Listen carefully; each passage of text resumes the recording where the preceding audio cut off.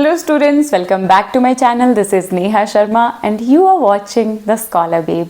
Thank you so much इतना प्यार देने के लिए। अभी 4-5 दिन जब वीडियोस नहीं आई तो टेलीग्राम पे इतने सारे टेक्स्ट, इवन कॉल्स तक आई। देन टेलीग्राम के डिस्कशन ग्रुप में आप सबका इतना प्यार देख के मेरा तो दिल ही भर आया। अच्छा लगता है ये देख के कि इतनी सारी ज़िंदगियों के साथ जो वो आप जुड़ चुके हैं। बाकी अब वीडियोस जो है वो डेली बेसिस पे आया करेंगी क्योंकि नेटवर्क का इंतज़ाम मैंने कर लिया है। बाकी जो क्लासेस बीच में रह गई थी वो जो है वो बहुत जल्दी 4-5 दिन के बाद वापस से कंटिन्यू करवा दी जाएगी आपकी। एंड दिसंबर तक तो आपका पेपर 1 का सारा सिलेबस मैं ख़त्म करवा ही दूंगी, यू डोंट वरी, ठीक है। लेकिन अभी थोड़ा मुश्किल है क्योंकि आप खुद जानते हैं अभी मुझे चैनल स्टार्ट किए हुए टाइम ही कितना हुआ है, बहुत कम टाइम हुआ है ना। तो जितना सिलेबस मैं करवा सकती थी मैंने करवा दिया है। बट स्टिल आप वीडियो का टाइटल देख के समझ गए होंगे कि अब हम बात करने वाले हैं अपनी आने वाली 20 दिन की स्ट्रैटेजी को देखने वाले हैं हम कि किस प्रकार से हम पढ़ें कि अपना पेपर 1 का सिलेबस हम 20 दिन के अंदर अच्छे से ख़त्म कर दें। आई नो आपके पास 20 दिन से ज़्यादा का टाइम है बट समटाइम्स प्रॉब्लम्स आ जाती हैं। और ऊपर से ये है कि अगर आपके 4-5 दिन आपके पास एक्स्ट्रा बच गए तो उसमें आप एक्स्ट्रा रिविज़न कर सकते हैं जो बाकियों के मुकाबले आपको ज़्यादा हेल्प करेगी, ठीक है। तो इवन जो मेरी लास्ट वीडियो थी 40 डेज़ वाली, मुझे बच्चे टेक्स्ट कर रहे हैं टेलीग्राम पे कि हमारा सिलेबस कंप्लीट हो चुका है, अब आप हमें रिवीजन वीडियोस दीजिए। Just imagine. लेकिन कुछ आप जैसे महानुभाव भी होंगी जिन्होंने 1-2 दिन मोटिवेशन ली होगी, फिर उसके बाद उन्होंने पढ़ना छोड़ दिया होगा, है ना। तो अब 20 या 25 दिन कम नहीं है, ठीक है। तपस्या करनी पड़ेगी आपको। तपस्या 6 घंटे सोइए, एक महीने के बाद जितना सोना होगा उतना सो लीजिएगा। इतनी अगर आप मेरे स्टूडेंट हैं तो there are no excuses for you, ठीक है। मेहनत करनी है, 6 घंटे 7 घंटे की नींद लगती है तो उतनी लीजिए, उसके बाकी टाइम सिर्फ पढ़ाई पे फोकस कीजिए, ठीक है। 1 महीने के बाद जो करना होगा कर लीजिए, एटलीस्ट आपको ये रिग्रेट नहीं रहेगा कि आपने मेहनत नहीं करी। तो अब वो टाइम गए कि आप लिखते रहे। नो। अब आप समरी नोट्स बनाइए। समरी नोट्स में भी वो चीज़ें इतने छोटे फॉर्म में, इतने फैक्चुअल फॉर्म में कि लास्ट मिनट रिवीजन में आप उसको ऐसे रिवाइज कर सके। और स्टैंडर्ड बुक्स हर चीज़ के लिए उठाने के भी वक्त गए। ये नहीं कि हायर एजुकेशन के लिए अलग किताब उठाई हुई है आपने। आपको ये देखना है कि ये पर्टिकुलर एग्ज़ाम आपसे डिमांड क्या कर रहा है, कितना कर रहा है। ज़रूरी नहीं है कि आप इतनी बड़ी किताबें उठा के उनको खाए जा रहे हैं तो उसी से आपका एग्ज़ाम निकल जाएगा। नहीं, स्ट्रैटेजिक पढ़ना है, स्मार्ट स्टडी करनी है, ठीक है। मैं जो टॉपिक्स बताऊंगी सबसे पहले ये फिनिश करने हैं और उसके बाद बाकी फिनिश करना है। और वो कैसे करना है, लेट्स स्टार्ट, ठीक है। सबसे पहले टीचिंग एप्टीट्यूड। टीचिंग, ये टैबलेट हमारे हिमाचल में मिलता है पढ़ने वाले बच्चों को हाँ, सरकार की तरफ से, तो आप भी पढ़िए, ठीक है। तो टीचिंग एप्टीट्यूड में सबसे पहले आप देखेंगे levels of teaching. Levels of teaching में मेमोरी, अंडरस्टैंडिंग एंड रिफ्लेक्टिव, ठीक है। फिर आप देखेंगे लर्नर की कैरेक्टरिस्टिक्स, एडोलेसेंट लर्नर्स की, देन आप देखेंगे एडल्ट लर्नर्स की, एकेडमिक, सोशल, इमोशनल, कॉग्निटिव, ये सारी आपने जो है वो इनके वो देखनी है, कैरेक्टरिस्टिक्स देखनी है। फिर आप देखेंगे लर्निंग के या टीचिंग के मेथड्स कि टीचर सेंटर्ड कौन से है, स्टूडेंट सेंटर्ड कौन से है और मिक्स्ड कौन से है। ये 3 टॉपिक आपने सबसे पहले करने हैं, ठीक है।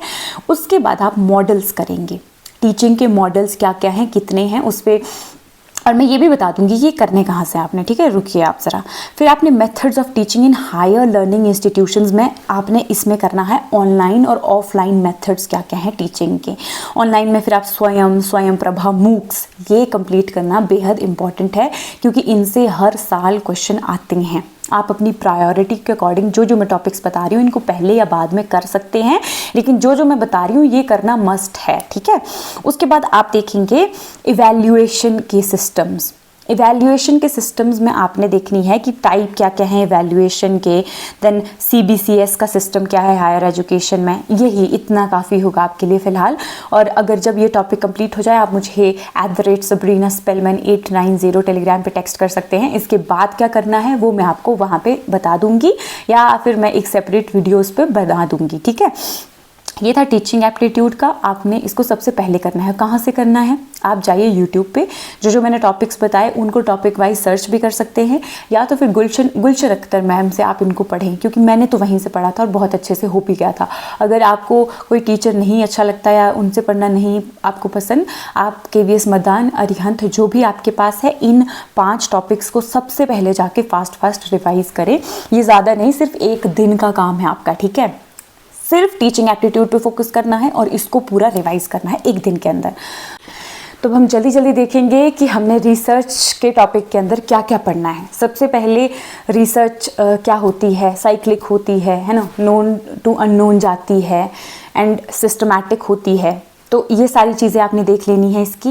देन उसके बाद आप पढ़ेंगे टाइप्स, रिसर्च के टाइप्स कितने हैं, मेथड्स क्या हैं, ठीक है? एक्सपेरिमेंटल क्या होता है, डिस्क्रिप्टिव क्या होता है, हिस्टोरिकल क्या होता है, देन एक्शन रिसर्च क्या होता है, अप्लाइड रिसर्च क्या होता है, सबसे पहले क्वालिटेटिव और क्वांटिटेटिव क्या होता है। जब ये 2 अच्छे से पढ़ लेंगे, बाकी की जो रिसर्च की टाइप्स है वो इन्हीं के नीचे अंडर आ जाएगा। तो आपको पता होगा कि क्वालिटेटिव के अंडर अगर ये है तो क्वालिटेटिव के सारे फीचर्स इस पर लग जाएंगे, ठीक है? वो आपने अच्छे से ध्यान में रखना है।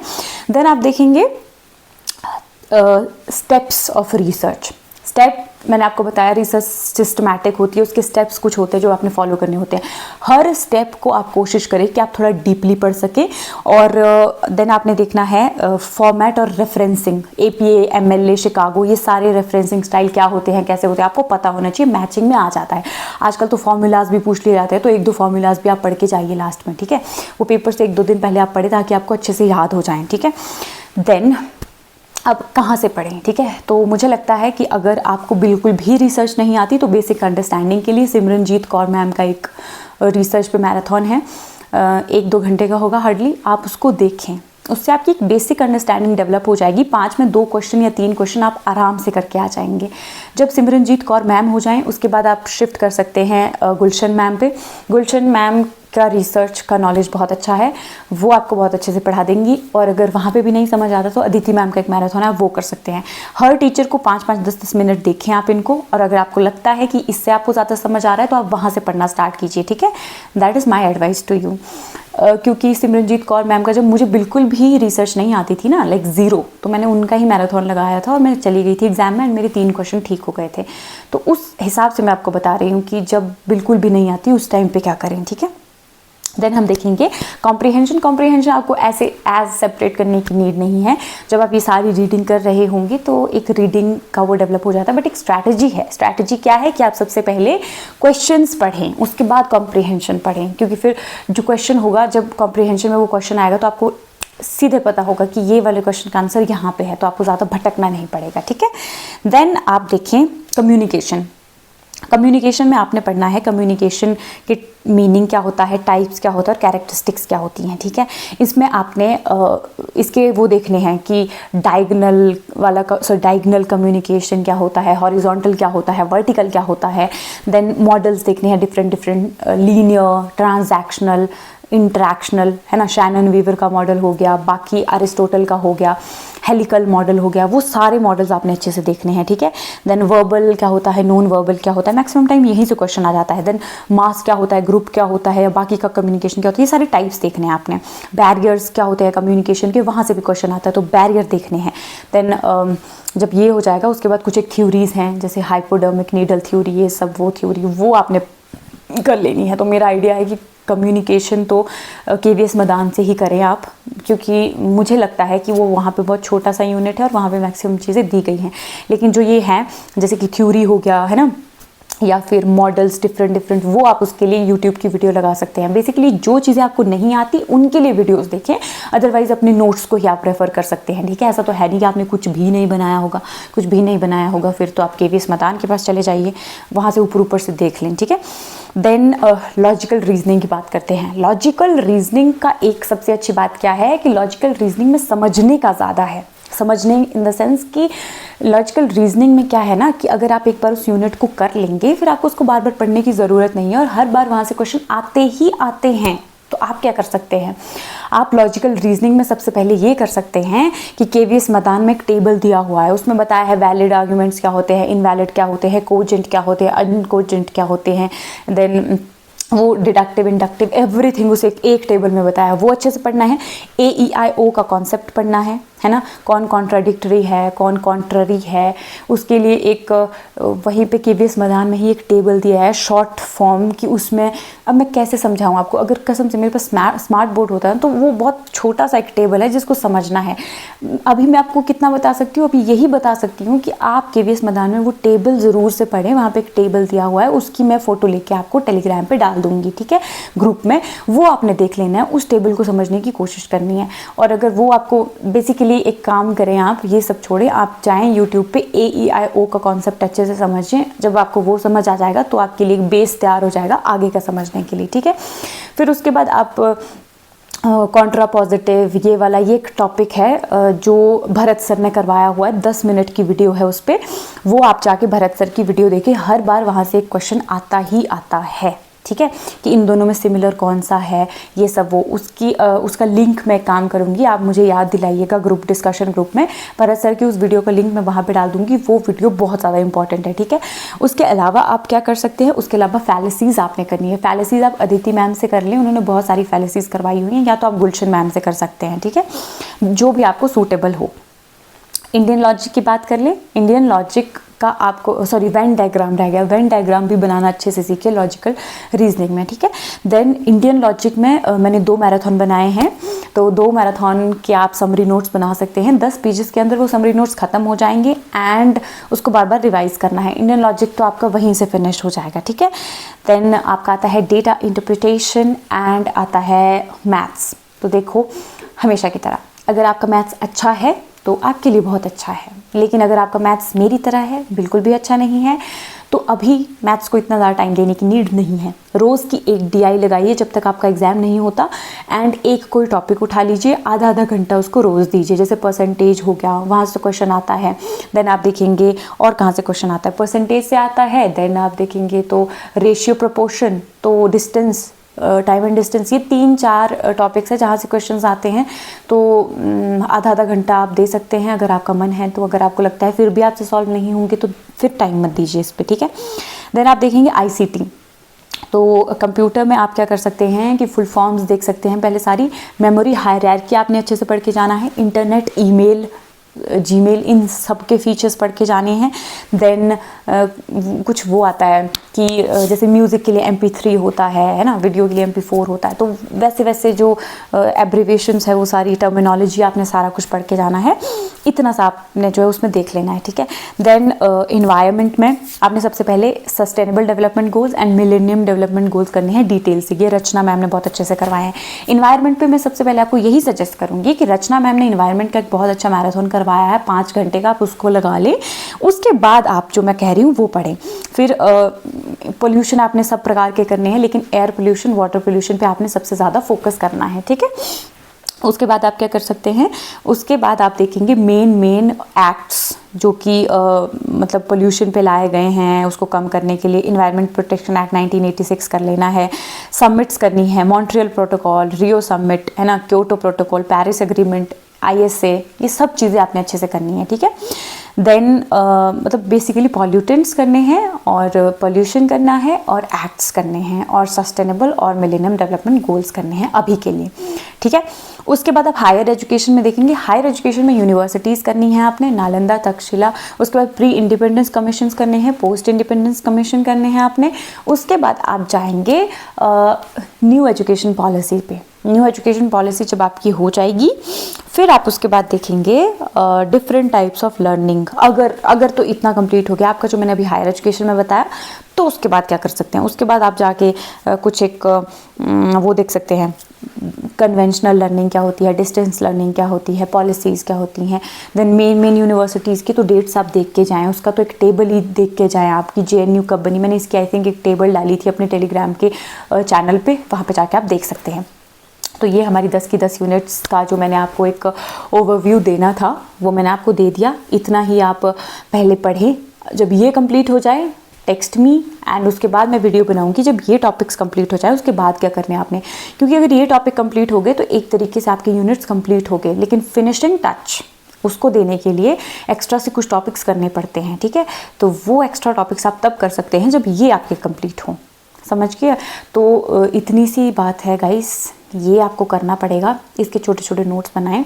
और आपको लग रहा होगा कि मैम आपने तो पूरा सिलेबस ही बोल दिया। नहीं बोला मैंने पूरा सिलेबस का 10% है ये हर यूनिट का। और मोस्ट इम्पॉर्टेंट 90% हमेशा यही रिपीट होते हैं हर साल। तो 90 से 95% जब यही रिपीट हो रहे हैं, तो जो 5% है जहाँ से मेरिट डिसाइड होती है, वो मैं आपको बताऊंगी जब आपके ये ख़त्म हो जाएंगे। एक यूनिट को एक दिन लगाइए, जाइए अपना पेपर 2 पे फोकस कीजिए। 5 से 6 घंटे के अंदर पेपर 1 के जो है वो ये सारे टॉपिक्स ख़त्म करिए। एक क्वेश्चन पेपर रोज़ का लगाइए, पेपर 1 का भी पेपर 2 का भी। आपको सुन के लग रहा होगा मैम हम रोबोट्स थोड़ी हैं, पर बन जाइए, 1 महीने के लिए बन जाइए। हाँ, बाकी एक बहुत प्यारी चीज़ पढ़ी थी कल, मैंने एक किताब पढ़ी थी, उसमें बहुत एक अच्छी चीज़ लिखी थी कि you are responsible for your actions. Take responsibility for your actions.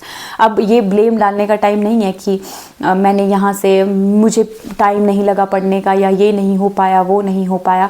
अगर आप जिस सिचुएशन में हैं, आप अपनी वजह से हैं, अपनी इनएक्टिवनेस की वजह से हो सकते हैं। और अभी वो वाला टाइम चल रहा होगा आप लोगों का जब आपको 3-3 बजे तक नींद नहीं पड़ती होगी। आपके दिमाग में यही बात चलती होगी कि इतना सिलेबस रहा है, कल मैं ये करूँगा, कल मैं ये करूँगी। देन उंगलियों पे दिन होंगे, हर एक दिन का हिसाब पता लग रहा होगा आपको कि दिन बीत रहे हैं और कितने जल्दी बीत रहे हैं। अगर ये सब हो रहा है तो आप राइट ट्रैक पे हैं, इसके लिए टेंशन लेने की ज़रूरत नहीं है, ठीक है। ये सब स्टूडेंट्स के साथ होता है, तो ये ध्यान में रखना है, रिस्पॉन्सिबिलिटी लेनी है। और रिस्पॉन्सिबिलिटी ऐसे नहीं लेनी है, नेगेटिवली नहीं लेनी है। नेगेटिव होना है तो वो भी एक पॉजिटिव मैनर में होना है। कैसा? आप कहें कि हाँ मैं एक बुरी सिचुएशन में हूँ, मेरा इतना सिलेबस बचा हुआ है, लेकिन आई विल हैंडल इट, मैं कर लूँगा, ठीक है। ये अप्रोच होनी चाहिए। या फिर हो सकता है मेरा सिलेबस ना भी कंप्लीट हो, लेकिन मैं स्टिल मैनेज कर लूँगा। या शायद इतना पॉजिटिव रहिए कि मेरी किस्मत ही होगी कि जो नहीं पढ़ के जाऊँगा वो नहीं आएगा। थोड़ा ये अब आपको लेके चलना पड़ेगा, ठीक है। क्योंकि let's be realistic, you can't be perfect, कोई भी परफेक्ट नहीं हो सकता। लेकिन आपके इन्फ्लुएंस के अंदर जितनी चीज़ें हैं जिनको आप इम्पैक्ट कर सकते हैं वो करिए।